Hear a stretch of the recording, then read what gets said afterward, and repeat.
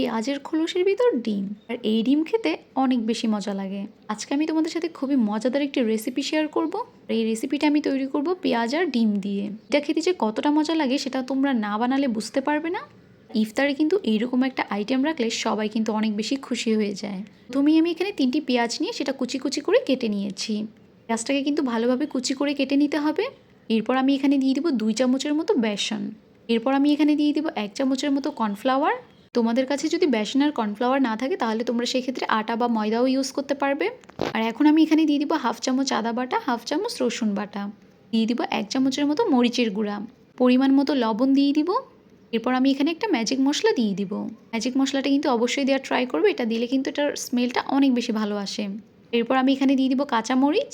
সব কিছু হাত দিয়ে ভালোভাবে মিশিয়ে নিব। এরপর আমি এখানে একদম সামান্য করে একটু পানি দিয়ে দিব। পানিটা দিয়ে আমি আবারও ভালোভাবে মেখে নিব। এই তো আমার মাখানো হয়ে গিয়েছে। এটা কিন্তু একটু ভালোভাবে চটকে মেখে নিতে হবে। পেঁয়াজের পুরটা কিন্তু আমার এখন একদম রেডি হয়ে গিয়েছে।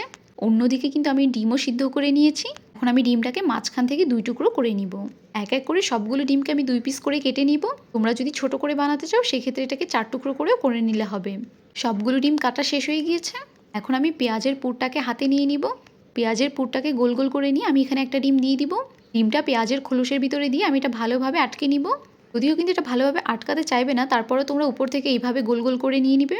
এই তো আমার এটা এখন একদম রেডি। এভাবেই আমি এক এক করে সবগুলো বানিয়ে নিব। এই তো এখন আমার সবগুলো বানানো হয়ে গিয়েছে। সবগুলো বানানো হয়ে গেলে আমি চুলায় কড়াই বসিয়ে দিব। চুলায় কড়াই বসিয়ে আমি এখন তেল দিয়ে দিব।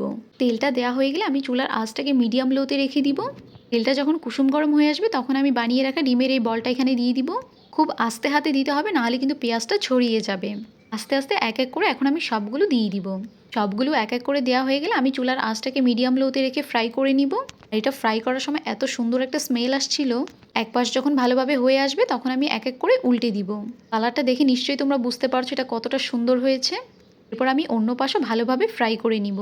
এটা কিন্তু আমি খুব কড়া করে ভাজবো না। পেঁয়াজের কালারটা যখন হালকা বাদামি কালার আসবে তখনই আমি এটা বুঝে নিব হয়ে এসেছে। এই তো এখন আমার 2 পাশই ভালোভাবে হয়ে এসেছে। এখন আমি এক এক করে তেল ছাড়িয়ে সবগুলো উঠিয়ে নিব। তোমরা কিন্তু বাসায় এইরকম একটা রেসিপি অবশ্যই ট্রাই করে দেখবে। পেঁয়াজ আর ডিমের এই রেসিপিটি খেতে কিন্তু অনেক বেশি ভালো লাগে। বাসায় ছোট বড় যারা আছে সবাই কিন্তু এটা অনায়াসে খেয়ে ফেলবে। তোমাদের কাছে আজকের এই রেসিপিটি কেমন লেগেছে সেটা অবশ্যই কমেন্ট করে জানাবে। আর যদি ভালো লেগে থাকে তাহলে অবশ্যই একটা লাইক শেয়ার করে দিবে। যারা আমার ভিডিও দেখছে সবাইকে আসসালামু আলাইকুম।